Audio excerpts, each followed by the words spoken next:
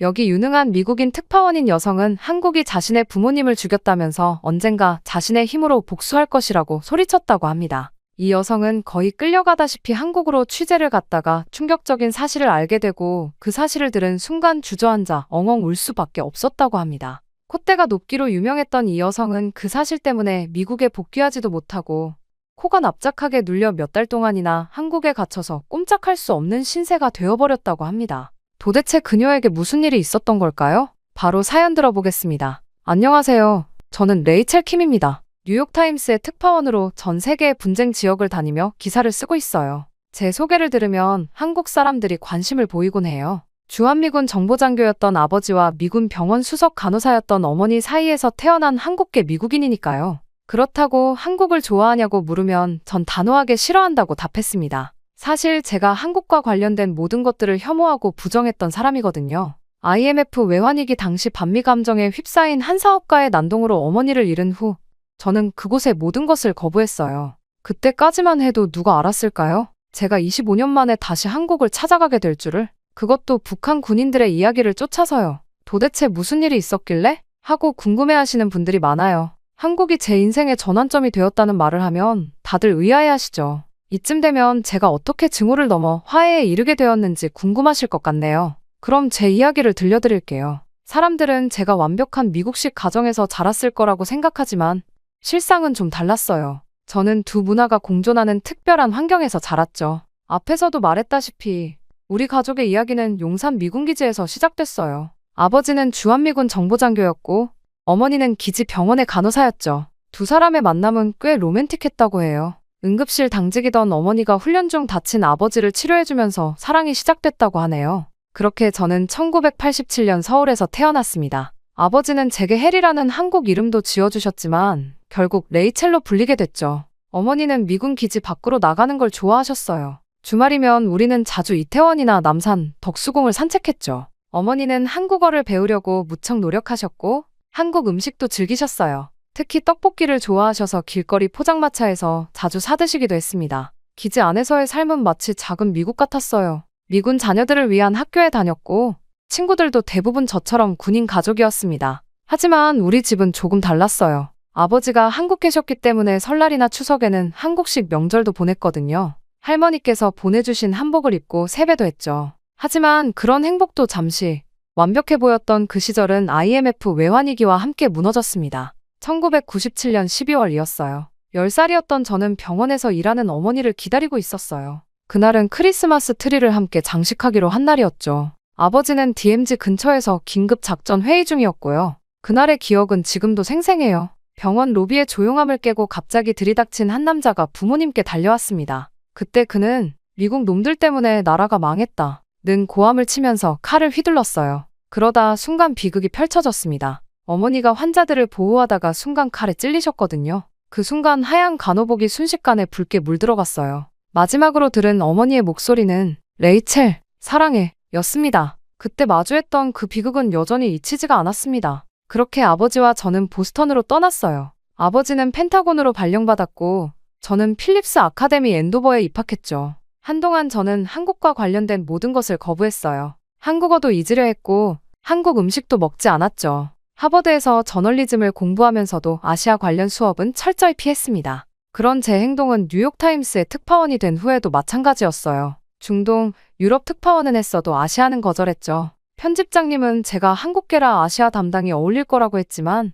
저는 완강히 거부했습니다. 대신 우크라이나 전쟁 취재를 자원했어요. 그런데 오늘 뉴스룸에서 예상치 못한 소식을 접했습니다. 카메라맨 마크가 보여준 태블릿에는 충격적인 소식이 떠 있었어요. 루한스크 근처에서 북한 장교 8명이 하루 만에 전사했다는 소식이 담긴 사진이었습니다. 그 사진 속 장교들의 모습이 심상치 않았어요. 너무 젊었고 군인이라기엔 지나치게 말랐죠. 뭔가 이상했어요. 직감적으로 이건 단순한 전투 사망 사건이 아니란 걸 알 수 있었습니다. 그때 편집장님의 전화가 왔어요. 레이첼, 내가 이 사건을 파봐야겠어. 내 기사가 필요해. 순간 온몸이 굳어버렸죠. 죄송하지만 다른 기자에게 부탁드려야 할 것 같아요. 제가 거절하자 편집장님은 한참을 침묵하셨어요. 레이첼, 내가 왜 그동안 아시아 관련 취재를 피했는지 잘 알아. 하지만 넌 우리 신문사의 최고 특파원이야. 이 사건 뭔가 수상해. 단순한 전투 사망이 아닐 거야. 내가 필요해. 그때 답을 망설이고 있을 때 편집장님이 다시 말씀하셨어요.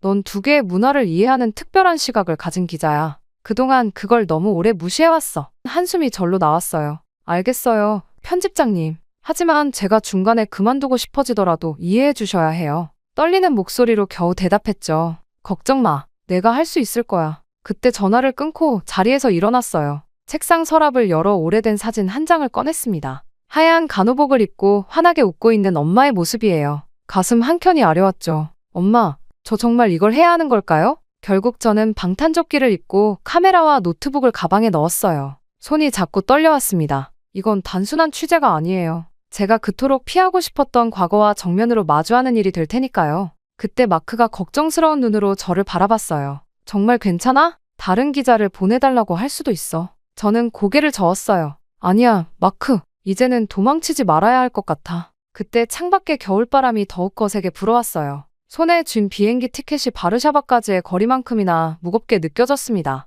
그렇게 저는 비행기를 타고 약속 장소로 향했습니다. 구시가지의 좁은 골목을 걸으며 정보원이 보내준 주소를 다시 확인했어요. 초록색 차양이 있는 작은 카페, 문 위에 금색 종이 달려있는 곳. 시계를 봤더니 오후 2시 55분.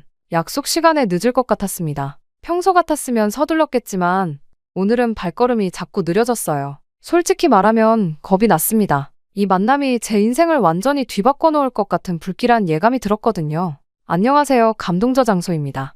저희가 정말 괜찮은 기업을 소개해드리려고 하는데요. 바로 KS 오토플랜이라는 회사입니다. 사회 취약계층분들을 위해서 선한 영향력을 펼치고 있는 건 물론 이번에 구독자님들에게 저렴한 가격으로 차량을 구매하실 수 있게 타임 특가를 준비했다고 하는데요. 소렌토, 스포티지가 월 25만 원이라면 믿겨지십니까? 취득세, 자동차세, 정비비용, 보험료까지 모두 KS 오토플랜에서 책임지니 월 저렴한 비용만 내시고 차량을 이용하시면 됩니다. 차량 구매부터 기존 차량 처리까지 원스톱으로 도와드리고 있습니다. 저희 KS 오토플랜은 항상 고객님께 듣고 고객님으로부터 답을 찾아 고객님께 돌려드리겠습니다. 구독자 전용 이벤트 진행 중이니 놓치지 말고 고정 댓글을 확인해주세요. 만나기로 했던 카페는 서점과 꽃가게 사이에 자리 잡고 있었어요. 뿌연 유리창 너머로 손님이 몇 없어 보이는 게 다행이네요. 무거운 나무문을 열자 달칵하는 소리와 함께 종이 울렸습니다. 커피와 갓 구운 빵 냄새가 코끝을 스쳤어요. 순간 구석 자리에 앉아있는 여자가 눈에 들어왔어요.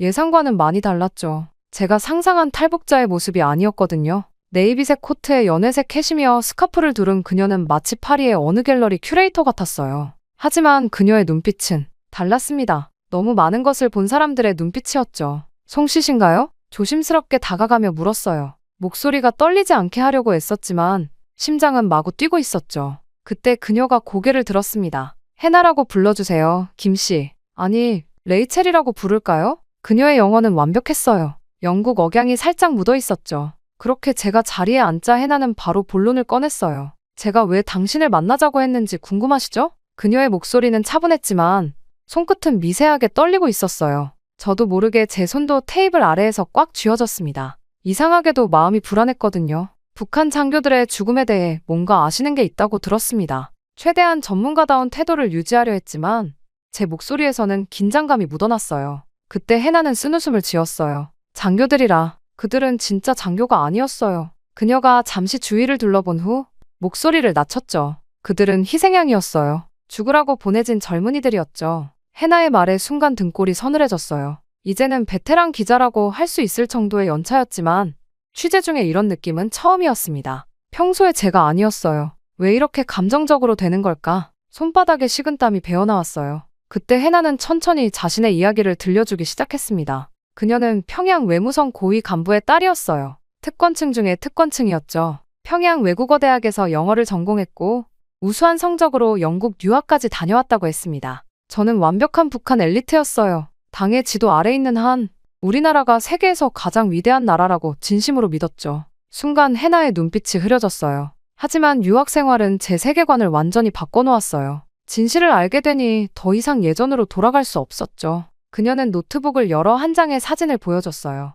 교복을 입은 여학생들이 밝게 웃고 있는 사진이었죠. 이건 제가 평양외국어대학 다닐 때예요. 이 친구가 광호였어요. 그 사진 속 소녀는 해맑게 웃고 있었어요. 해나의 어깨에 장난스럽게 팔을 두르고 있는 모습이 어찌나 순수해 보이던지 마치 이 세상의 아픔을 전혀 모르는 것처럼요. 광호는 수학 선생님이 되고 싶어 했어요. 그런데 해나의 목소리가 떨렸어요. 저는 그녀가 이야기를 이어갈 수 있도록 기다렸습니다. 가끔은 침묵도 필요한 법이니까요. 그렇게 해나는 따뜻한 차를 한 모금 마시고 이야기를 이어갔어요. 카페 안은 어둑해졌지만 누구도 일어설 생각은 없었죠. 밖에선 이제 눈이 내리기 시작했어요. 광호와 저는 평양에서 같은 아파트에 살았어요. 외국어 대학에 입학하고 나서야 알게 됐죠. 그가 우리 아래층에 살았다는 걸요. 해나가 휴대폰에서 또 다른 사진을 보여줬어요. 교복 차림의 두 사람이 학교 앞에서 찍은 사진이었죠. 그때는 정말 순수했어요. 세상이 이렇게 잔인한 줄 몰랐죠. 저는 사진을 자세히 들여다봤어요. 광호라는 청년의 눈빛이 왜 이렇게 마음에 와닿는 걸까요?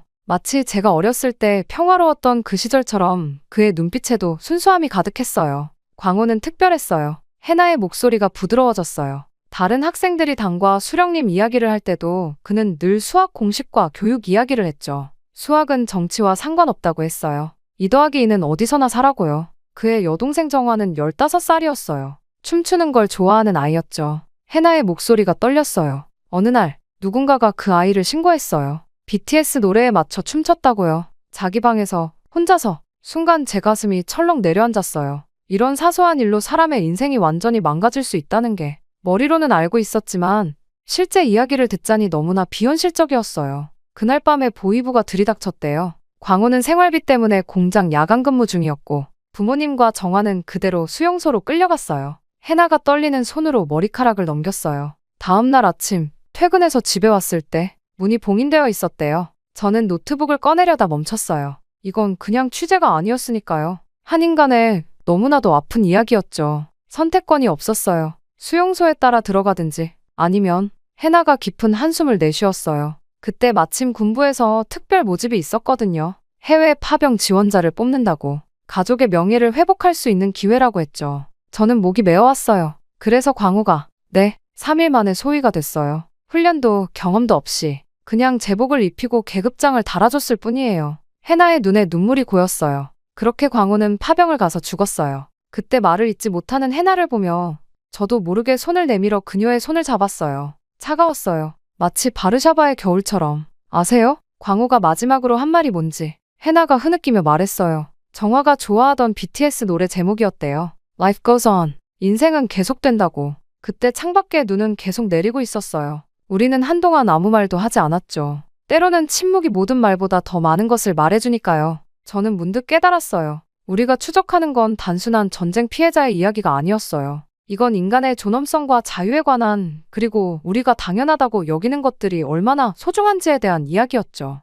저는 해나의 이야기를 조금 더 듣고 싶어서 그녀의 집으로 자리를 옮겼습니다. 해나의 아파트로 자리를 옮겼을 때는 이미 거리에 가로등이 하나 둘 켜지기 시작했죠. 바르샤바 교회의 작은 아파트였는데 창밖으로 비스와 강이 희미하게 보였어요. 차 한 잔 더 하실래요? 해나가 부엌에서 물을 끓이며 물었어요. 저는 고개를 끄덕였죠. 오늘은 평소보다 더 강한 뭔가가 필요할 것 같았거든요. 해나의 작은 서재에는 노트북 모니터 여러 대가 켜져 있었어요. 벽에는 지도가 붙어 있고 그 위에 빨간 핀들이 꽂혀 있었죠. 루안스크, 도네츠크, 마리우폴, 우크라이나 동부 전선이 고스란히 그려져 있었어요. 이건 제가 추적해온 북한군의 이동 경로예요. 해나가 차를 내려놓으며 말했어요. 광호만이 아니었어요. 지난 6개월 동안 약 200명의 장교들이 우크라이나로 보내졌죠. 저는 숫자를 듣고 흠칫했어요. 200명이요? 그들도 모두, 네, 다들 비슷한 처지였어요. 해나가 컴퓨터 파일을 열었어요. 보위부의 감시 대상이 된 가족들, 한국 드라마를 봤다가 발각된 사람들,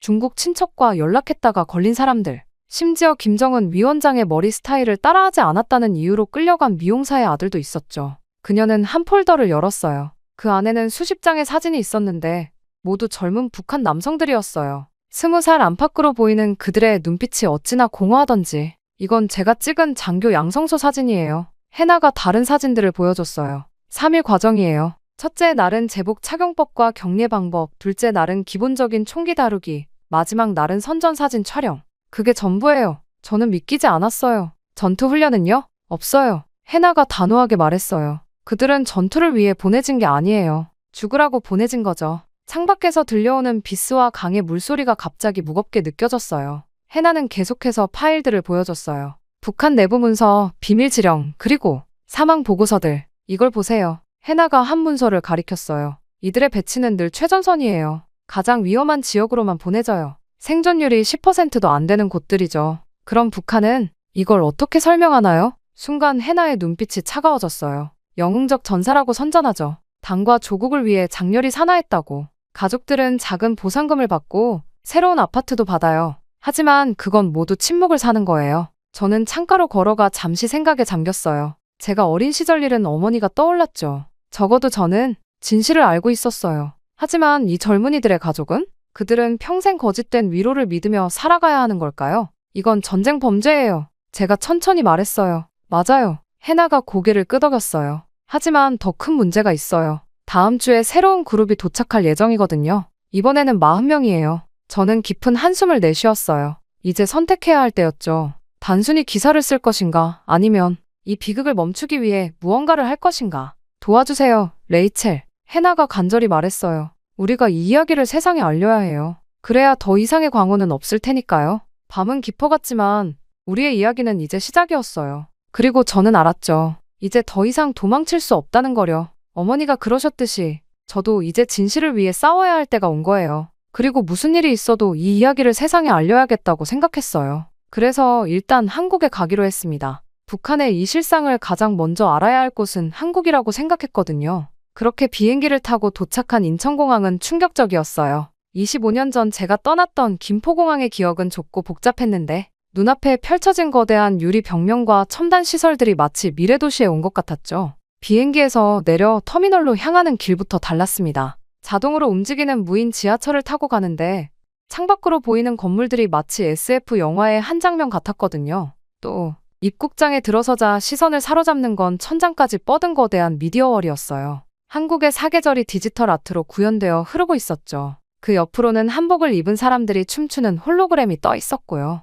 그렇게 입국 심사대로 가는 길은 마치 미술관 같았어요. 유리 천장을 통해 쏟아지는 자연광 아래로 전통 공예품들이 전시되어 있었고 현대적으로 재해석된 단청 문양이 벽면을 장식하고 있었거든요. 특히 놀라웠던 건 곳곳에 있는 로봇들이었어요. 청소하는 로봇, 길 안내하는 로봇, 심지어 커피를 서브하는 로봇 바리스타까지. 입국 심사는 더 신기했어요. 생체 정보를 스캔하는 자동 심사대에서 몇 초 만에 모든 절차가 끝났거든요. 25년 전 제가 한국을 떠날 때만 해도 긴 줄을 서서 기다리고 수많은 서류를 확인받아야 했는데 이제는 그저 서서 카메라를 바라보기만 하면 되는 거예요. 그뿐만이 아니었어요. 인천공항에서 서울까지 오는 길에서부터 놀라움의 연속이었어요. 공항철도를 타고 불과 43분 만에 서울역에 도착했는데 25년 전 택시로 2시간 넘게 걸리던 길이라니. 더군다나 지하철은 마치 지하의 미래도시 같았어요. 몇 분 단위로 정확하게 도착하는 열차들, 스마트폰으로 실시간 확인되는 도착 정보까지 예상하지 못했던 것들이 참 많았거든요.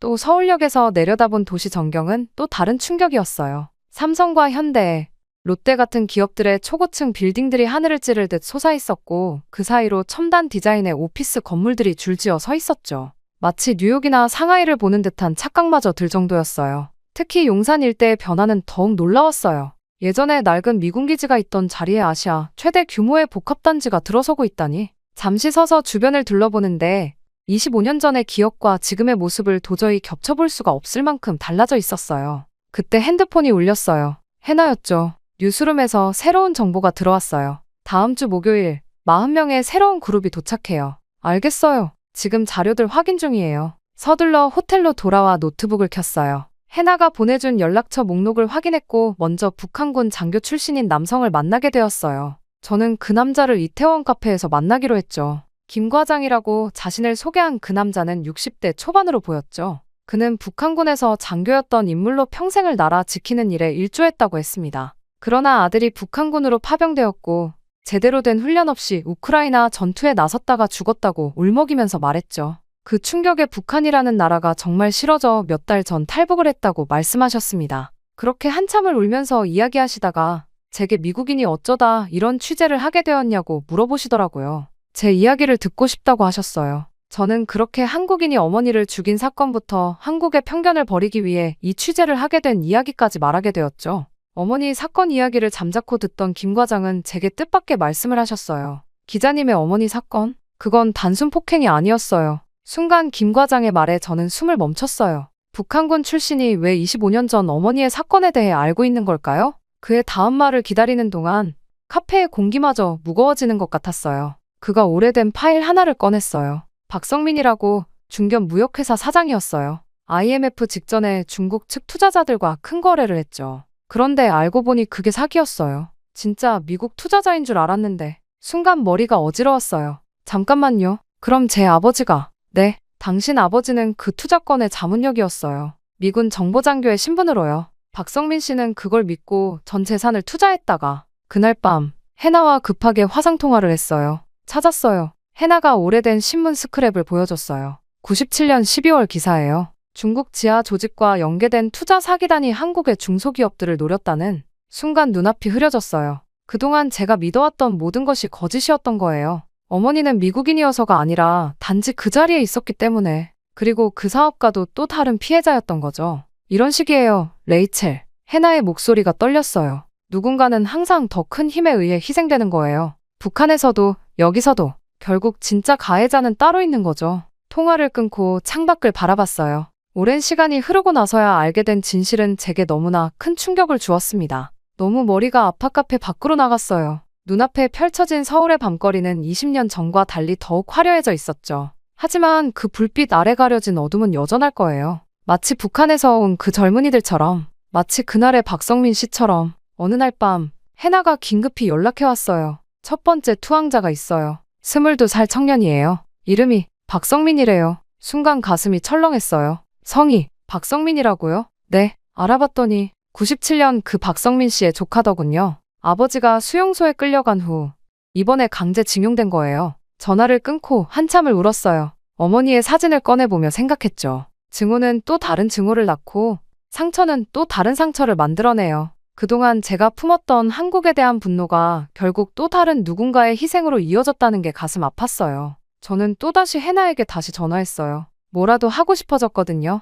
우리가 도울 방법이 없을까요? 지금 우크라이나에서는 전쟁포로 문제가 심각해요. 그래서 최근 러시아군 투항자들을 위한 인도주의적 통로를 만들었대요. 해나의 목소리가 조심스러웠어요. 북한군들도 이 경로를 이용할 수 있다고 해요. 제가 우크라이나 정부와 접촉해 볼 수 있어요. 그렇게 해나와 전화를 한 뒤 시간이 흘렀습니다. 제 기사가 뉴욕타임스에 실린 후 우크라이나 정보부에서 연락이 왔어요. 그들도 전선에서 만난 북한군들의 특이한 행동을 눈치챘다고 했죠. 일반 군인들과는 전혀 다른 태도, 불안정한 심리 상태. 그들도 이 문제의 심각성을 깨달은 것 같았어요. 일주일간의 협의 끝에 우리는 첫 화상회의를 하게 됐습니다. 이것이 현재 우리가 확보한 안전 경로입니다. 우크라이나 대령이 지도를 가리켰어요. 루한스크 전선에서 이 지점들을 통해 투항이 가능합니다. 대령이 빨간 점들을 가리켰어요. 우리 측 초소에는 한국어 통역관들이 24시간 대기하고 있습니다. 암구어도 준비되어 있고요. 해나가 화면을 통해 질문했어요. 투항 후의 신변 보호는요? 폴란드 정부와 협의가 끝났습니다. 바르샤바 외곽에 은신처를 마련했고 UN 난민기구도 협조하기로 했어요. 저는 노트북에 기록하면서 물었어요. 러시아군이나 북한 측에서 의심할 만한 요소는 없나요? 정규 전투 중 실종된 것처럼 보이게 할 겁니다. 폭격이 심한 지역에서는 실종자가 심심찮게 발생하니까요. 그렇게 회의를 마치고 일주일 뒤에 박성민 군이 무사히 탈북했다는 소식을 들을 수 있었습니다. 그렇게 박성민 군을 탈북시켰다는 회의가 끝나고 해나와 따로 통화를 했어요. 해나는 특파원일 뿐인 제게 정확한 정보들을 매번 넘겨주었고 박성민 군이 무사히 망명해 폴란드에서 정착하는 데 도움을 받고 있다는 소식을 알려주었습니다. 물론 조사를 받느라 박성민 군과 연락할 수는 없었지만 그래도 그가 자유를 찾을 수 있는 데에 조금이라도 일조했다는 사실이 제 눈시울을 뜨겁게 만들더라고요. 그렇게 다음 날이 되었고 저는 탈북자 지원 단체를 찾았어요. 처음엔 작은 사무실일 거라고 생각했는데 제 예상은 완전히 빗나갔죠.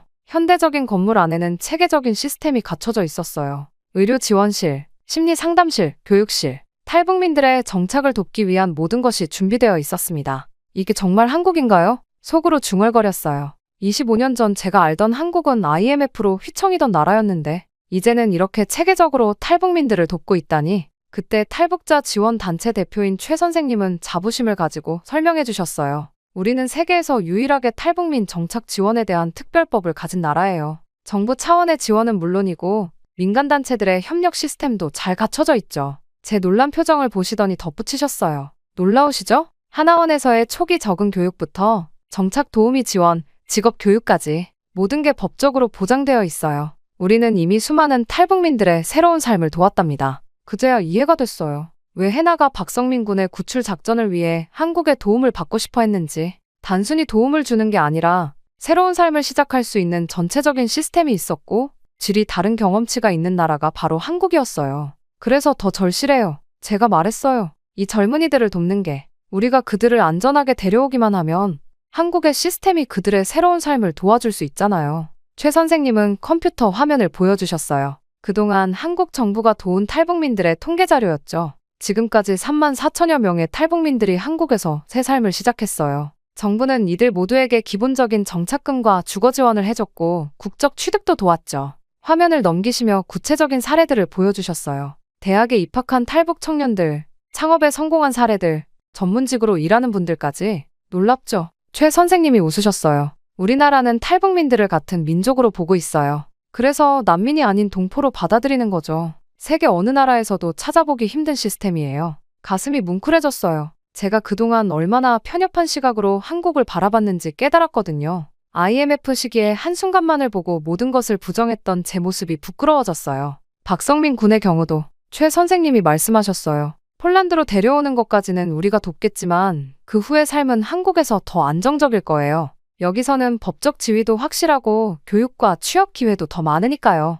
제 생각이 많이 달라졌어요. 이제는 박성민 군을 단순히 구출하는 게 아니라 그의 새로운 삶을 함께 준비하는 거예요. 한국의 시스템이 있기에 가능한 일이었죠. 레이첼 씨, 최 선생님이 부르셨어요. 우리나라가 이런 시스템을 만든 건 우리도 한때 전쟁과 가난으로 힘들었던 나라였기 때문이에요. 그래서 더 잘 알아요. 도움이 필요한 사람들의 마음을, 그들이 정말로 원하는 게 무엇인지를. 눈시울이 뜨거워졌어요. 어쩌면 이게 진정한 힘이 아닐까요? 상처를 딛고 일어나 다른 이들의 상처를 보듬어주는 거. 제가 미쳐보지 못했던 한국의 진정한 모습이었어요. 그날 밤 해나와 통화했어요. 해나와 대화하며 너무 고맙다는 말과 얻은 게 많아 감사하다는 말을 거듭해서 말했죠. 레이첼, 우리가 해냈어요. 아니요, 제가 말했어요. 이제 시작이에요. 아직 수많은 광호가, 박성민이, 그리고 정화가 있잖아요. 그때 창밖으로 새벽이 밝아오고 있었어요. 문득 어머니의 마지막 말씀이 떠올랐습니다. 진실을 두려워하지 마라. 이제 저는 더 이상 진실을 두려워하지 않아요. 그리고 이 23명의 청년들도 그들만의 진실을 찾아 새로운 삶을 시작하겠죠. 이건 끝이 아니라 시작이니까요. 그렇게 박성민 씨로 시작된 구출 프로젝트는 계속해서 시작되었어요. 1년 즈음 지났을 때는 파병되었던 23명의 북한 군인들이 탈북해 안전하게 정착하게 되었어요. 저는 이 프로젝트를 정기적으로 돕기 시작했습니다. 매번 엄마를 잃어버려 울기 바빴던 제가 엄마처럼 한국을 위해 그리고 고통받는 북한 사람들을 위해 일하기로 한 것이었어요. 그렇게 꽤 많은 사람들의 인생을 구원했고 저는 어느새 어머니를 잃은 슬픔보다 자랑스러운 감정이 더 짙어지기 시작했습니다. 그렇게 큰 마음을 먹고 국립현충원을 찾았습니다. 바로 어머니가 잠들어 계신 곳이었죠. 엄마, 25년 만에 방문이었어요. 아버지는 매년 오셨다고 하지만 저는 용기가 없었죠. 죄송해요. 이제야 왔네요. 묘비를 닦으면서 이야기를 시작했어요. 엄마, 제가 이번에 많은 걸 알게 됐어요. 그동안 제가 얼마나 잘못 생각하고 있었는지도요. 그렇게 현충원을 나서면서 하늘을 올려다봤어요. 어머니가 돌아가시던 날처럼 맑은 하늘이었죠. 하지만 이번에는 달랐어요. 제 안의 증오와 분노는 사라지고 대신 새로운 사명감이 자리 잡고 있었으니까요. 돌아가는 비행기를 예약하면서 생각했어요. 우리는 모두를 구할 순 없어요. 하지만 진실을 전하고 기록하고 잊히지 않게 하는 것. 그것도 하나의 구원이 될 수 있을 거예요. 비행기 안에서 저는 노트북을 열어 써내려갔어요. 자유를 얻는다는 건 새로운 싸움을 시작하는 것이다. 두려움과 불안을 안고서도 한 걸음씩 전진해야 하는 긴 여정. 하지만 그들은 걸음마를 떼기 시작했다. 비록 느리고 작은 발걸음일지라도 그것은 분명한 시작이다. 우리가 할 수 있는 일은 그들의 이야기를 기록하는 것이다. 잊혀지지 않게, 사라지지 않게. 그리고 언젠가 이 기록이 또 다른 누군가에게 작은 희망이 되기를 바란다. 저는 지난 날을 되돌아보았습니다. 한국은 저에게 참 많은 것을 가르쳐준 곳이라는 생각이 들었어요. 25년 전 이곳은 제게 엄마를 앗아간 곳이었지만 이제는 엄마의 사랑을 가장 깊이 이해하게 해준 곳이기도 합니다. 병원에서 일하시면서도 늘 한국어를 배우시던 엄마가 생각나요. 여기 사람들의 마음을 더 잘 알고 싶어서라고 하셨죠. 처음엔 이해하지 못했어요. 왜 바쁜 시간을 쪼개가며 그렇게까지 하시는지. 하지만 이제는 알 것 같아요. IMF 시절 한국은 깊은 상처를 받았지만 다시 일어섰어요. 그리고 그 경험을 통해 다른 이들의 아픔을 이해하고 보듬는 법을 배웠죠. 탈북민들을 위한 체계적인 지원 시스템을 만들고 그들의 새로운 삶을 함께 준비하는 모습을 보며 깨달았어요. 진정한 힘은 상처를 딛고 일어나 다른 이의 상처를 어루만지는 데서 온다는 걸요. 엄마는 이미 보고 계셨던 거예요. 이 나라가 가진 아픔과 그것을 이겨내는 힘을, 그리고 그 힘이 바로 이해하려 노력하는 마음에서 온다는 것을. 그래서 그토록 이 나라의 문화를 사랑하셨고 언어를 배우려 노력하셨던 거겠죠. 비행기 창밖으로 한국의 마지막 풍경이 멀어져 가는 걸 보며 생각했어요. 엄마가 마지막으로 남기신 말씀, 진실을 두려워하지 마라. 진짜 의미를요. 그건 단순히 사실을 마주하라는 게 아니었어요. 이해하려 노력하고 용서할 줄 알고 사랑할 줄 아는 마음을 가지라는 거였죠. 이제 저는 돌아가요. 바르샤바에서 새로운 이야기들이 저를 기다리고 있으니까요. 하지만 이제는 달라요. 제 안에는 어머니의 나라가 준 특별한 선물이 있으니까요.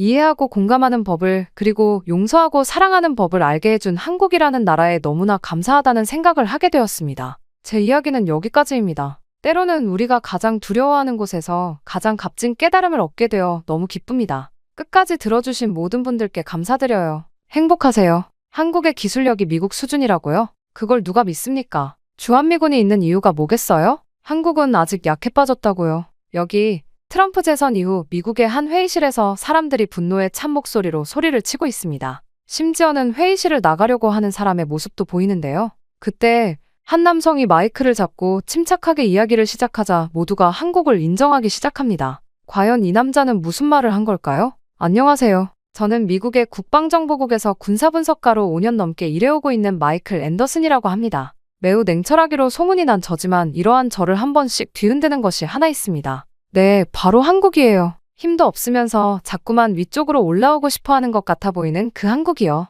그리고 이번에 결국 일이 터져버리고 말았습니다. 뭐라고요? 한국이라뇨? 저는 제 책상 위에 놓인 발령장을 믿을 수 없어 다시 한번 읽어보았습니다. 창밖으로 늘 보이던 펜타곤이 오늘따라 더욱 무겁게 느껴졌어요. 앤더슨 박사, 이번 발령은 상부에서 직접 하달된 겁니다. 한 달 동안 한국의 방위산업 전반을 평가해 주시면 됩니다. 상관인 패터슨 국장의 목소리에는 어떤 변명의 여지도 없었습니다. 저는 한숨을 내쉬며 의자에 깊이 몸을 묻었죠. 러시아의 최신 극초음속 미사일 분석이 한창인 이 시점에 한국이라니. 그것도 한 달이나. K방산이라면. 입술을 살짝 비틀며 말을 이었습니다. 그저 미국 무기를 모방하는 수준 아닌가요? 제 목소리에는 노골적인 불만이 묻어났어요. 솔직히 말씀드리면 머릿속은 한국에 대한 고정관념으로 가득했습니다. 삼성 휴대폰이나 현대 자동차는 알지만 군사기술이라니요? 넥타이를 느슨하게 풀며 저는 속으로 비웃고 말았습니다. 솔직히 가수들 배출이나 핸드폰까지는 이해를 하겠어요.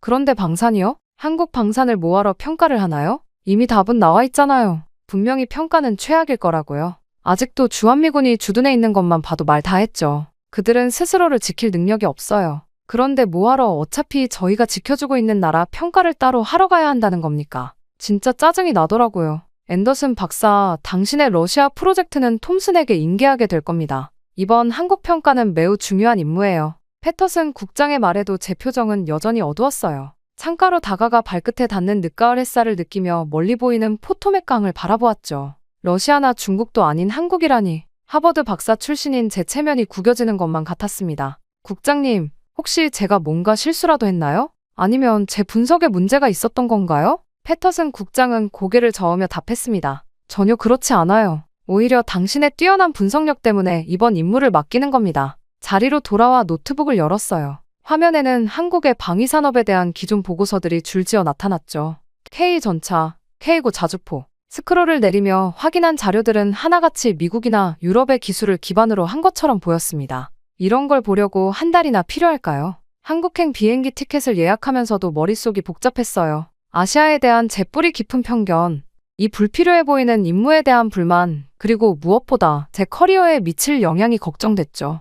벽에 걸린 하버드 박사학위 증명서가 마치 조롱하는 것 같았습니다. 그렇게 며칠 뒤 저는 인천공항에 도착했습니다. 코트 깃을 여미게 만드는 쌀쌀한 가을바람이 절 맞이했죠. 공항에는 주한미군 연락장교인 제임스 브라운 대위가 기다리고 있었습니다. 앤더슨 박사님, 환영합니다. 숙소는 용산 미군기지 내에 준비되어 있어요. 검은색 세단에 오르며 서울의 야경을 바라보았습니다. LED 조명으로 빛나는 빽빽한 고층 빌딩들, 끝없이 이어지는 현대적인 도시 풍경. 하지만 제 마음속에는 여전히 의문이 가득했어요. 이곳에서 과연 무엇을 발견할 수 있을까요? 그리고 왜 하필 이 시점에 한국의 군사력을 평가해야 하는 걸까요? 브라운 대위, 내일부터의 일정은 어떻게 되나요? 첫 방문지는 전투기 개발 현장입니다. 대한민국 공군과 한국항공우주산업이 공동으로 진행하는 프로젝트죠. 무심히 고개를 끄덕였지만 속으로는 여전히 회의적이었어요. 하지만 제가 곧 이런 생각이 얼마나 잘못된 것인지 깨닫게 될 줄은 몰랐죠. 용산기지의 숙소에 도착해 짐을 풀면서 노트북을 열었어요.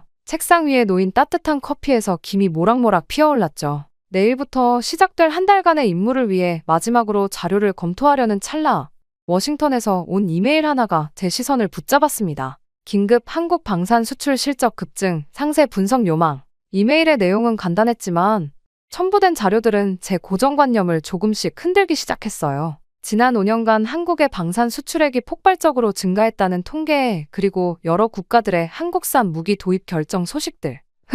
이건 좀 이상하네요. 창밖으로 보이는 서울의 불빛들은 마치 별자리처럼 반짝였고 저는 깊은 생각에 잠겼어요. 내일부터 시작될 임무가 어쩌면 제가 생각했던 것보다 훨씬 더 흥미로울지도 모른다는 예감이 들기 시작했죠. 테이블 위에 놓인 한국 방산 산업 보고서를 다시 한번 집어들며 이번 임무가 제 인생을 완전히 바꾸어 놓을 거라는 건 전혀 예상하지 못했습니다. 다음 날 아침 일찍 저를 깨운 것은 창 너머로 들어오는 한국의 차가운 가을 햇살이었어요. 뜨거운 아메리카노 한 잔으로 워싱턴에서의 습관을 이어가며 서둘러 준비를 마쳤습니다. 곧 브라운 대위와 함께 경남 사천으로 향했죠. 차 안에서 태블릿으로 전투기 프로젝트 자료를 다시 한번 훑어보았어요. 푸른 하늘 아래로 펼쳐진 한국의 시골 풍경이 차창 밖으로 스쳐 지나갔습니다. 모방한 수준이겠죠. 회색 정장 차림의 브라운 대위에게 무심히 물었는데 그의 대답이 의외였습니다. 박사님, 현장에서 직접 확인해 보시면 좋을 것 같네요. 솔직히 저도 놀랐거든요. 한국항공우주산업 정문에 도착했을 때 저희를 맞이한 것은 예상과 달리 꽤나 인상적인 보안 시스템이었어요. 얼굴 인식, 홍채 스캔, 그리고 몇 겹의 보안 게이트. 검은색 스마트 카드를 받아들고 출입구를 통과할 때마다 청색 LED가 반짝이며 신원을 확인했죠. 마치 로키드 마틴이나 보잉의 최고 기밀 시설에 온 것 같은 느낌이었습니다. 앤더슨 박사님, 환영합니다. 하얀 실험복을 깔끔하게 차려입은 박종호 수석 엔지니어가 저를 반갑게 맞이했어요. 그의 능숙한 영어와 자연스러운 발음에 첫 인상부터 놀랐습니다. MIT 출신이라는 명찰이 눈에 들어오더군요. 먼저 개발 현황 브리핑을 진행하고 이후 실제 시제기를 보여드리도록 하겠습니다. 회의실에 들어서자 벽면 전체를 차지하는 대형 OLED 스크린이 눈에 들어왔어요. 무려 8K 해상도로 구현된 모델이 천천히 회전하고 있었죠. 그리고 그 위에 떠오른 데이터들은 제 고정관념을 처음으로 흔들어 놓기 시작했습니다. 박 수석은 정교한 3D 홀로그램 디스플레이를 조작하며 자신만만하게 설명을 이어갔어요. 레이저 포인터로 전투기의 각 부분을 가리키는 그의 손짓에는 자부심이 묻어났죠. 제가 궁금해하던 AESA 레이더 이야기가 나왔을 때 저는 처음으로 진지하게 허리를 꼿꼿이 세웠습니다. 저희가 개발한 AESA 레이더는 기존 미국이나 유럽의 레이더와는 다른 접근법을 사용했어요. 특히 신호 처리 알고리즘에서. 잠깐만요. 이건 정말 놀라웠습니다.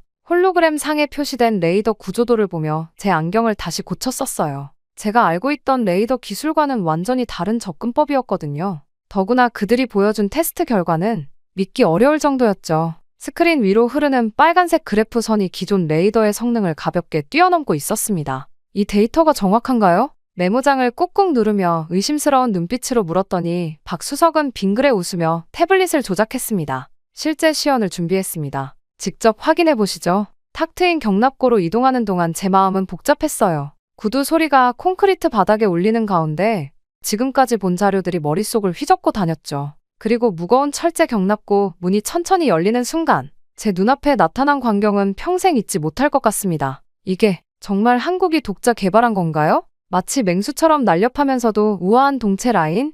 레이더 팔을 흡수하는 독특한 표면 처리까지 분명히 독자적인 기술이 느껴졌습니다. 특히 눈에 띈 것은 기수 부분의 레이더 포드 설계였죠. 손끝으로 차가운 기체 표면을 살짝 건드려보니 독특한 질감이 전해져 왔습니다. 이쪽으로 오시죠. 실제 레이더 테스트 영상을 보여드리겠습니다. 관제실로 이동하면서 저는 계속해서 의문점들을 던졌어요. 노트북을 두드리는 제 손가락이 떨릴 정도였죠. 하지만 박 수석의 답변은 모두 명쾌했고 그가 보여주는 실시간 테스트 데이터들은 지나치게 구체적이었습니다. 이건 단순한 과시가 아니었어요. 이 신호 처리 알고리즘은 독창적이네요. 모니터 속 복잡한 코드를 살펴보며 말했죠. 제 말에 박수석이 커피잔을 들며 웃었습니다. 사실 이건 빙산의 일각입니다. 저희가 개발한 전자전 시스템을 보여드려도 될까요? 그리고 그때부터였어요. 제가 정말 충격을 받기 시작한 것은 대형 스크린에 펼쳐진 전자전 시스템의 구조도는 제가 알고 있던 어떤 것과도 달랐습니다. 청색과 적색으로 표시된 신호 처리 다이어그램이 복잡하게 얽혀 있었고 그 모든 것이 기존의 접근법을 완전히 뒤엎는 혁신적인 설계였죠.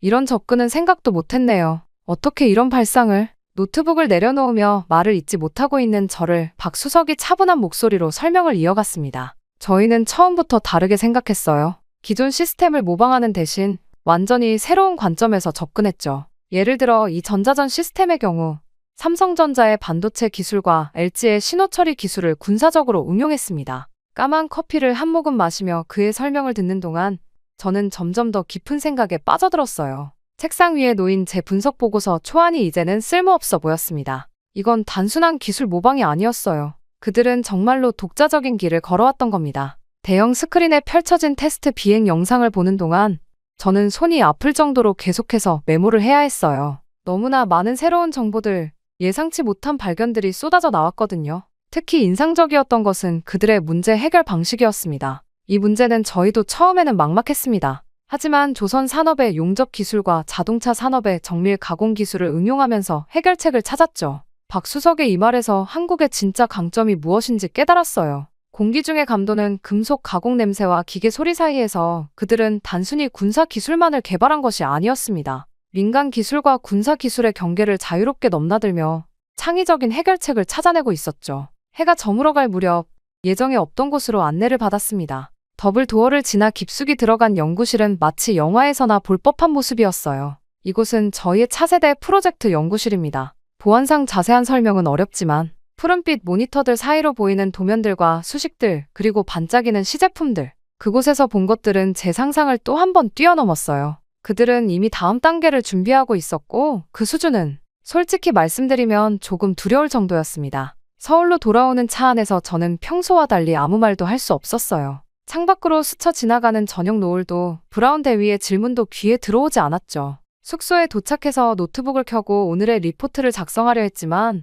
어디서부터 시작해야 할지 막막했습니다. 이건 완전히 다시 써야겠네요. 제 머릿속에 있던 한국의 군사 기술에 대한 모든 선입견이 하루 만에 완전히 무너져 버렸거든요. 창밖으로 보이는 서울의 야경이 마치 새로운 시각으로 보이기 시작했습니다. 그리고 이것은 시작에 불과했다는 걸 그때는 미처 알지 못했죠. 책상 위에 놓인 다음날 일정표를 보며 한국원자력연구원이라는 글자가 제 시선을 붙잡았습니다. 이제 겨우 첫날이 끝났을 뿐이라는 생각에 깊은 한숨이 나왔어요. 그리고 다음날 대전으로 향하는 KTX 안에서 어제의 충격이 아직도 가시지 않았어요. 노트북으로 한국원자력연구원에 대한 자료를 살펴보면서도 제 머릿속에는 여전히 어제 본 모습이 맴돌았죠. 창밖으로 지나가는 한국의 시골 풍경을 보며 생각에 잠겼습니다. 앤더슨 박사님, 도착까지 30분 정도 남았습니다. 브라운 대위의 말에 고개를 끄덕이며 자료를 다시 훑어보았어요. 원자력 기술이라 솔직히 말씀드리면 이번에는 크게 기대하지 않았습니다. 미국의 원자력 기술은 세계 최고 수준이니까요. 하지만 어제의 경험이 제 확신을 조금은 흔들어 놓았죠. 대전역에 도착해서 연구원으로 향하는 동안 도시 곳곳에서 보이는 연구단지들이 눈에 들어왔어요. 한국원자력연구원에 도착하자 김태준 박사가 우리를 맞이했습니다. 오늘은 더 놀라운 것들을 보여드리죠. 연구원 내부로 들어서자 처음 보는 장비들이 눈에 들어왔어요. 특히 제 시선을 사로잡은 건 거대한 원형 구조물이었죠. 이게 무엇인가요? 소형 모듈 원자로의 핵심 부품을 테스트하는 시설입니다. 저희만의 독특한 설계를 적용했죠. 김 박사는 복잡한 도면들을 보여주며 설명을 이어갔어요. 처음에는 반신반의하며 듣고 있었는데 점점 제 표정이 심각해지기 시작했습니다. 이건 제가 알고 있던 원자로 설계와는 전혀 달랐어요. 잠깐만요. 이 냉각 시스템은 기존 방식의 한계를 완전히 뛰어넘었죠. 우주 기술에서 힌트를 얻었습니다. 점심시간이 되어 연구원 구내식당으로 이동하는 길에 김 박사가 의미심장한 말을 던졌어요. 오후에는 ADD와 삼성전자, LG전자를 방문하실 예정이죠? 아마 더 놀라우실 겁니다. 예언과도 같은 말이었습니다. ADD에서 목격한 극초음속 미사일 시험 발사는 그야말로 충격이었어요. 특히 제어 시스템에 적용된 기술은 미국의 현재 수준을 뛰어넘는 것이었죠. 하지만 진짜 충격은 그 다음이었습니다. 삼성전자의 이중용도 생산 라인을 보며 처음으로 등골이 서늘해지는 걸 느꼈어요. 평화로운 스마트폰 반도체 공장이 단 30분 만에 첨단 군사 장비 생산 라인으로 변모하는 광경은 말 그대로 충격적이었죠. 이쪽은 평상시에는 GAA 공정 라인입니다만 이상철 상무가 태블릿을 조작하자 거대한 공장이 마치 살아있는 생명체처럼 변화하기 시작했어요. 민수용 설비들이 슬라이딩되며 그 뒤에 숨겨져 있던 군수용 설비들이 모습을 드러냈죠. 전체 직원들은 이미 군수품 생산을 위한 교육을 마친 상태입니다. 유사시 즉각 전환이 가능하죠. LG전자는 또 달랐어요. TV 디스플레이를 만들던 생산 라인이 군용 레이더 부품을 생산하는 시설로 바뀌는 모습은 마치 공상 영화의 한 장면 같았습니다. 이런 시스템을 구축하는데 얼마나 걸렸나요? 20년 정도요. 하지만 이건 시스템의 일부일 뿐입니다. 그러더니 대형 스크린에 한국의 방위산업 체계도를 보여줬어요. 정부 부처, 연구소, 대기업, 중소기업들이 마치 거미줄처럼 얽혀 있었습니다. 가운데는 ADD가 있고 그 주변으로 한국원자력연구원, KAI, 삼성, LG 등이 위치해 있었죠. 그리고 그 아래로 수많은 중소기업들이 연결되어 있었어요. 보시다시피 이건 하나의 유기체와 같습니다. 민간 기술의 발전이 곧바로 군사력 강화로 이어지고 군사 기술의 발전은 다시 민간 기업의 경쟁력이 되죠. 체계도를 보며 깨달았어요. 이게 바로 한국의 진짜 모습이었던 겁니다. 겉으로 보이는 삼성, 현대, LG의 성공 뒤에는 이렇게 치밀하게 준비된 산업 생태계가 있었던 거예요. 서울로 돌아오는 KTX 안에서 노트북을 펼쳤습니다. 오늘 하루 동안 본 것들을 정리하려 했지만 손가락이 키보드 위에서 멈칫했어요. 어떻게 이 모든 것을 보고서에 담아야 할지. 우리가 알던 한국은 이제 없었으니까요. 아니, 어쩌면 우리가 진짜 한국을 전혀 몰랐던 걸지도 모릅니다. 창밖으로 빠르게 스쳐 지나가는 도시들을 보며 생각했어요. 이제 겨우 3일째인데 벌써 제 세계관이 완전히 흔들리고 있었습니다. 앞으로 남은 시간 동안 저는 또 어떤 충격적인 진실들을 마주하게 될까요? 노트북을 덮으며 깊은 한숨이 나왔습니다. 오늘은 삼성전자의 반도체 연구소를 더 자세히 살펴보기로 했어요. 어제 본 생산 라인의 이중용도 시스템도 충격적이었지만 더 깊이 들어가 보고 싶었거든요. 화성 캠퍼스로 향하는 차 안에서 태블릿에 저장된 반도체 기술 자료들을 다시 훑어보았습니다. 창밖으로는 끝없이 이어지는 삼성전자의 거대한 건물군이 펼쳐졌어요. 반도체가 군사력과 직결된다는 건 알고 있었지만 중얼거리며 노트북을 덮는데 브라운 대위가 의미심장한 표정으로 말을 건넸어요. 오늘 보실 것들은 아마 더 충격적일 겁니다. 특히 양자 컴퓨팅 연구실은 제가 봤을 때도 숨이 멎는 것 같았거든요. 삼성전자 정문에서부터 평소와는 다른 긴장감이 감돌았어요. 일반적인 보안 검색대가 아닌 마치 군사시설 같은 3중 보안 시스템이 저희를 맞이했습니다. 모든 전자기기를 수거하더군요. 심지어 제 스마트워치까지도요. 손목이 허전해지는 순간 이곳이 일반 기업 연구소가 아님을 직감했습니다. 이쪽입니다. 앤더슨 박사님. 하얀 클린룸 작업복을 완벽하게 착용한 김민수 박사가 저를 맞이했어요. 발끝까지 공기 한 점 허용하지 않는 보안 에어샤워실을 통과하는 동안 특유의 건조한 공기가 피부를 스쳤습니다. 부스스 일어난 팔에 솜털이 다시 눕혀지는 걸 느끼며 이곳이 단순한 연구소가 아님을 다시 한번 실감했죠. 이곳은 GAA 산나노 공정 실험실입니다만 군사용으로는 김 박사의 손이 은은하게 빛나는 보안 패널에 닿았어요. 순간 무음으로 벽이 회전하며 새로운 공간이 드러났습니다. 마치 첨단 영화 세트장 같은 광경이었죠. 청색 LED가 빼곡히 박힌 벽면을 따라 시선을 옮기는데 숨이 턱 막혔어요. 양자 얽힘을 이용한 암호화 시스템과 더불어 이중용도로 설계된 AI 반도체들입니다. 평상시에는 일반 스마트폰용 AI 칩으로 사용되지만 김 박사가 화면을 전환하자 투명 OLED 디스플레이에 믿기 힘든 수치들이 춤추기 시작했어요. 신경망 구조가 마치 살아있는 생명체처럼 변화하면서 민간용 패턴에서 군사용 시스템으로 전환되는 과정이 실시간으로 표시됐죠. 잠깐만요. 이 전환 속도는 어떻게 가능한 거죠? 목소리가 떨리는 걸 감추지 못한 채 물었습니다. 이중 구조로 설계했기 때문입니다. 평상시에는 상단 레이어만 활성화되고 유사시에는 차가운 실험실의 공기 속에서 등줄기로 식은땀이 흘렀어요. 이건 단순한 기술 혁신이 아니었습니다. 모든 민간 기술의 군사적 전환 가능성을 마치 DNA처럼 심어둔 거였죠. 오후에 LG화학 방문은 또 다른 충격이었어요. 유리병 너머로 보이는 수많은 연구원들이 바쁘게 움직이는 실험실을 지나며 박지원 박사의 설명이 이어졌습니다. 이 배터리 기술은 원래 우주 개발용으로 준비하고 있었습니다만 군사적 활용도가 더 높아서 형광등 아래 깔끔하게 정렬된 실험 장비들 사이로 차세대 전투기용 고성능 배터리, 무인 잠수함용 리튬 황배터리, 극초음속 미사일용 초고온 배터리의 프로토타입들이 줄지어 있었어요.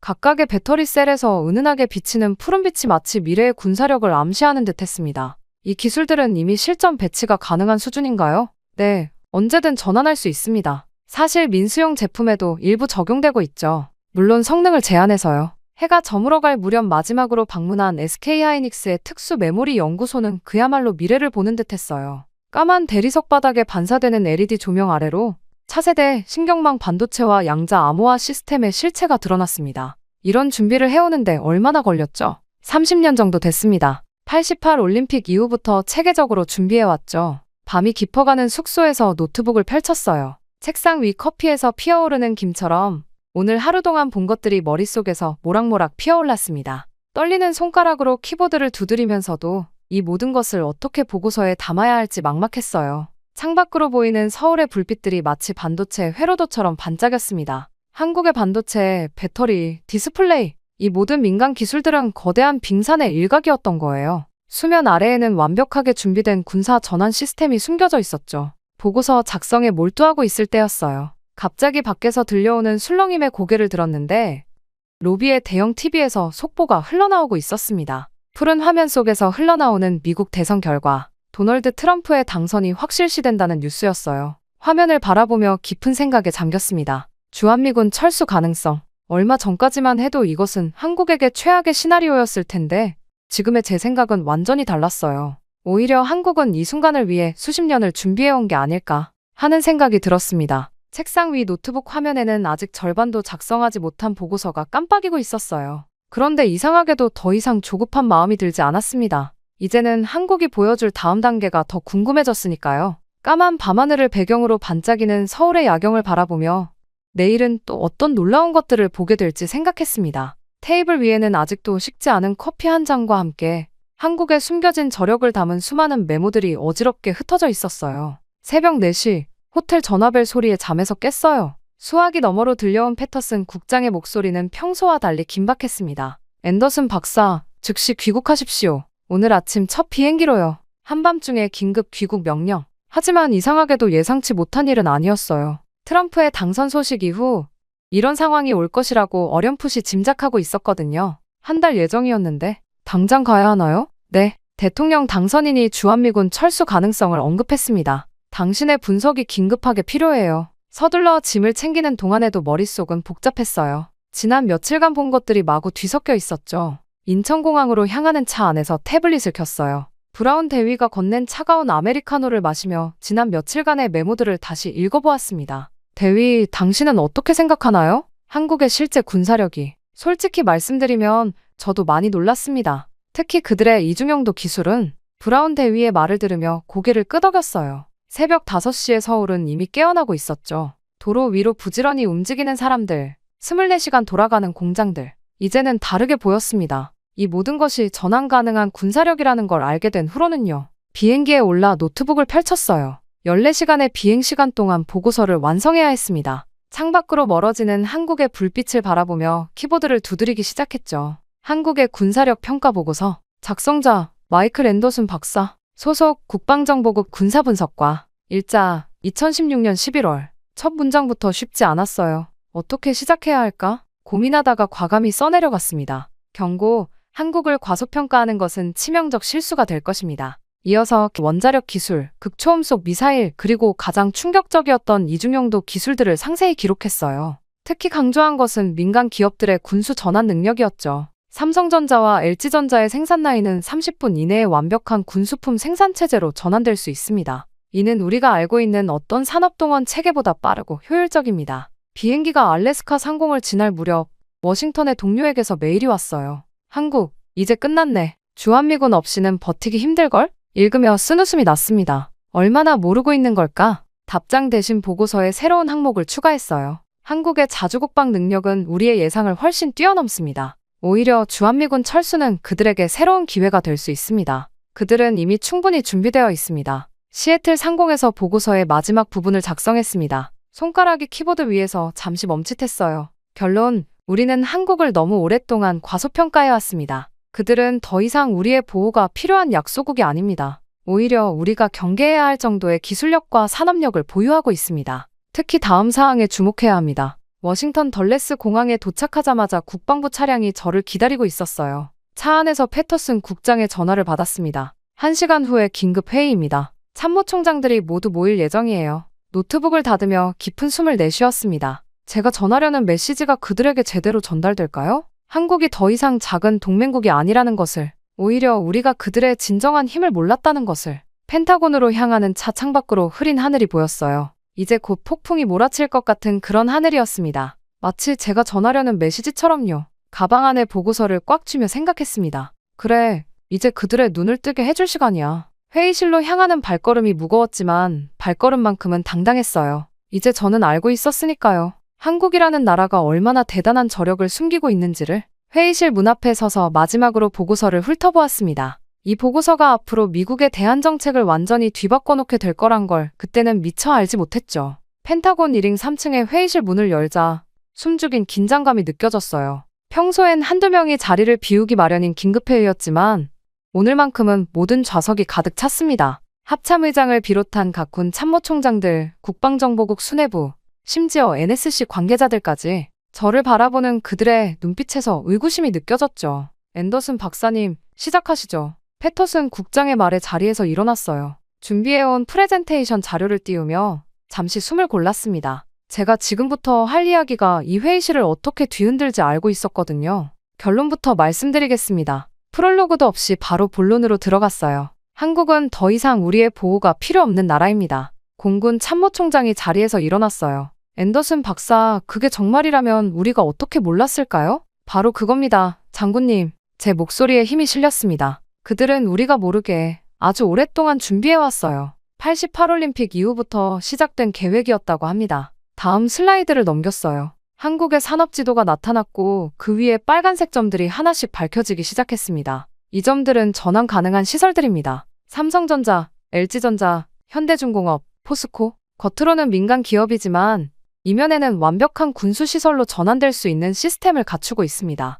회의실에서 낮은 탄성이 흘러나왔어요. 해군 참모총장이 안경을 고쳤으며 물었습니다. 그렇다면 트럼프 당선인의 주한미군 철수 발언에 대해서는? 네, 바로 거기로 가려고 했습니다. 화면에 새로운 그래프들을 띄웠어요. 주한미군 철수는 우리가 생각하는 것만큼 한국에 치명적이지 않을 겁니다. 오히려 잠시 숨을 고르고 말을 이었습니다. 오히려 이것은 그들에게 기회가 될 수 있습니다. 그들은 이미 충분한 준비가 되어 있어요. 자체 개발한 무기체계, 세계 최고 수준의 전자전 능력, 그리고 무엇보다 마지막 슬라이드를 보여줬습니다. 한국의 산업과 군사시설이 하나로 연결된 거대한 네트워크 지도였어요. 이것입니다. 완벽한 민군 통합 시스템이죠. 우리도 갖고 있지 않은 수준의 통합된 산업 군사 복합체입니다. 회의실이 술렁이기 시작했어요. NSC 관계자 한 명이 손을 들었습니다. 그렇다면 우리에 대한 정책은 전면 재검토가 필요합니다. 단호하게 말했어요. 더 이상 그들을 보호해야 할 동맹국으로 보는 관점은 버려야 합니다.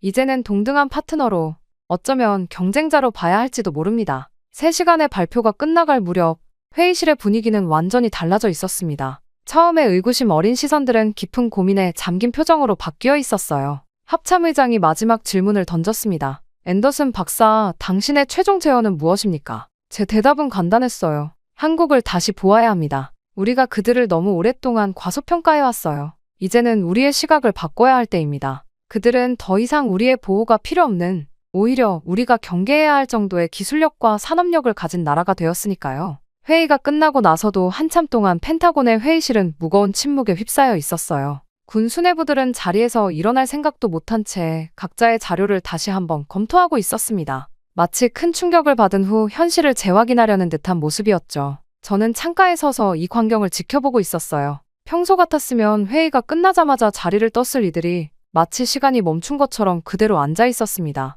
누군가 커피를 가져다 주었지만 식어가는 커피잔을 바라보기만 할 뿐이었죠. 앤더슨 박사, 합참의장이 저를 불렀어요. 그의 목소리에는 평소의 위험 대신 깊은 고민이 묻어 있었습니다. 한국에 대한 우리의 평가가 정말 이렇게 잘못되어 있었나요? 네, 장군님. 우리는 오랫동안 우리가 만든 환상 속에 살아왔습니다. 창밖으로 펜타곤의 잔디밭이 보였어요. 잔디 위로 낙엽이 떨어지고 있었죠. 마치 우리의 오래된 편견이 흘러내리는 것처럼 보였습니다. 지난 70년간 우리는 한국을 보호해야 할 동맹국으로만 봤어요. 그들이 성장하는 동안에도 우리는 여전히 6.25 전쟁 시기에 한국을 떠올렸죠. 하지만 현실은 달랐습니다. 해군 참모총장이 자신의 노트북을 저에게 보여줬어요. 화면에는 한국의 군함 건조 능력에 대한 새로운 분석이 띄워져 있었습니다. 현대중공업의 건조 능력이 이렇게나 됩니까? 네, 그리고 그건 빙산의 일각입니다. 일반 상선을 군함으로 개조하는 시스템까지 고려하면 실제 전시 함정 생산 능력은 우리의 예상을 훨씬 뛰어넘을 겁니다. 회의장 한켠에서는 이미 새로운 태스크포스 구성에 대한 논의가 시작되고 있었어요. 한국재평가 특별위원회라는 명칭이 오갔죠. 저는 그들의 대화를 들으며 고개를 끄덕였습니다. 우리가 놓친 것은 단순히 군사력이 아닙니다. 제 말에 모두의 시선이 집중됐어요. 우리는 그들의 문화, 교육, 산업, 모든 면에서 진화하는 모습을 제대로 보지 못했어요. 삼성이 애플과 경쟁하게 될 거라고 20년 전에는 누가 상상이나 했겠습니까? 공군 참모총장이 깊은 한숨을 내쉬었습니다. 그렇다면 이제 우리는 어떻게 해야 합니까? 그들을 동등한 파트너로 대해야 합니다. 더 이상 작은 형제가 아닌 성장한 동반자로 봐야 해요. 어쩌면 잠시 망설이다 말을 이었습니다. 어쩌면 우리가 그들에게 배워야 할 것들도 있을지 모릅니다. 회의장이 다시 술렁였어요. 하지만 이번에는 처음과는 다른 분위기였습니다. 부정이나 저항이 아닌 새로운 현실을 받아들이려는 움직임이 느껴졌죠. 한국의 전자전 기술, 배터리 기술, 조선 기술, 이미 몇몇 분야에서는 우리를 앞서가고 있을지도 모릅니다. 패터슨 국장이 일어나 화이트보드 앞으로 걸어갔어요. 매직펜으로 새로운 제목을 썼습니다. 한미 동맹 재정립 계획, 이제부터가 진짜 시작입니다. 우리는 완전히 새로운 관점에서 한국을 봐야 해요. 창밖은 어느새 저녁이 되어 있었습니다. 펜타곤의 불빛이 하나둘 켜지기 시작했어요. 마치 우리의 인식이 새롭게 밝아지는 것처럼 보였죠. 회의장을 나서는 길에 NSC 관계자 한 명이 다가왔습니다. 앤더슨 박사, 당신의 보고서가 역사적인 전환점이 될 것 같네요. 고개를 끄덕이며 생각에 잠겼어요. 한국에서의 마지막 날, 서울의 야경을 바라보며 든 생각이 떠올랐습니다. 그때 이미 예감했던 거죠. 이것이 단순한 보고서가 아닌 새로운 시대의 시작이 될 거라는 것을. 펜타곤을 나서는 길에 마지막으로 돌아보았어요. 70년 동안 이어져 온 한미동맹이 이제 새로운 단계로 접어들 거란 걸 알 수 있었습니다. 더 이상 보호자와 피보호자가 아닌 진정한 동반자로서 말이죠. 차에 오르며 마지막으로 문자 하나를 보냈어요. 한국에서 저를 도와주었던 브라운 대위에게였습니다.